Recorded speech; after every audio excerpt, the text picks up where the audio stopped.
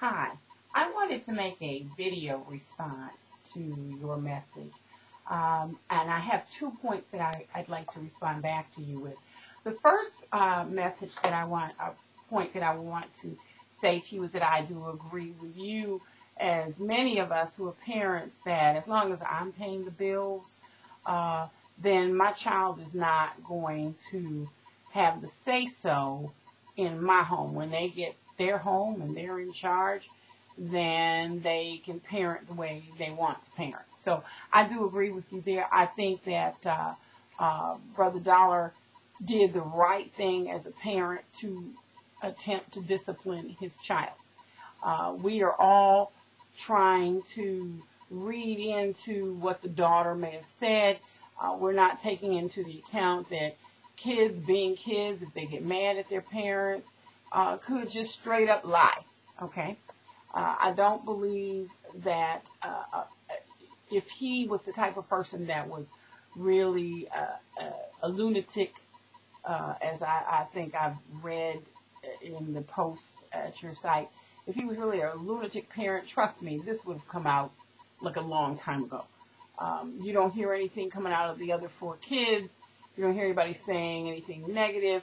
Those personality types show up, and they would have long since shown up. So I think that we need to wait to hear all of the facts before we get out there and talk bad against the man of God. I don't know if you're a Bible reader or a Bible believer, but I also want to attack a point that you made. I hear you, as I hear many, many people talk against the prosperity message. Now, the reason I do have an issue with that is because, flat out, everyone who is addressing it is only addressing money. And one of the things that Dr. Dollar preaches on a very consistent basis, as do others who speak the prosperity message, is that money is the lowest form of prosperity that you can have. And so I think it is very unjust. I think it's very unfair for people to knock a preacher because you feel like, wow, he should not have this big house that you could put another mansion in.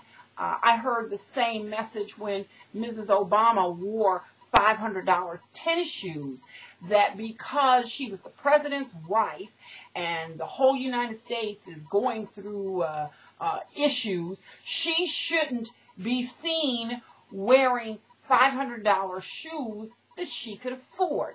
I thought that was crazy, because I don't come to you and tell you how to spend the money that you work for.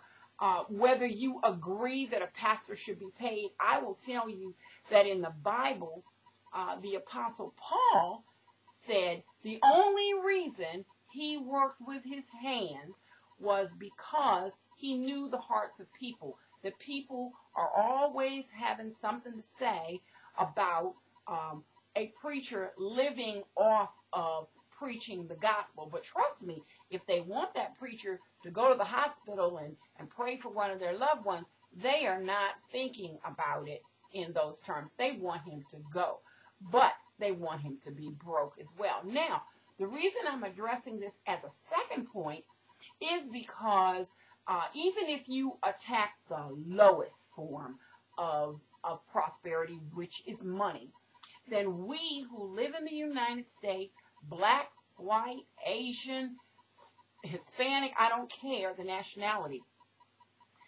we do not live in a third world country. And every person who is walking a half a day to get water in Africa is envying your position of having running water in your home and having a toilet in your home. You are prosperous. You think that he lives in a mansion. They think that you live in a mansion. So the mansion issue is relative. Those people are looking at you exactly as you are looking at Creflo Dollar. I want to tell you that in the Bible there was a story where the people said, okay, well, they were given instructions. God gave them instructions to go into a land. He said, this land is going to be filled with milk, honey. It had pomegranates. It had great agricultural ground. Okay, so food was growing prosperously. God wasn't sending them to a place that wasn't yielding them any fruit. He wanted them to actually dominate, take over a land that was filled with prosperous land. And so the people went, and what they said was, yeah, it's just like you said. The land is really good. You know, there's a lot of fruit, everything, great growth is going on, but there are giants in the land. And we see ourselves as grasshoppers in their sight. We see ourselves that way. And so what I'm saying to you is you're envying Brother Dollar because you see yourself as less than he is because he has this big mansion.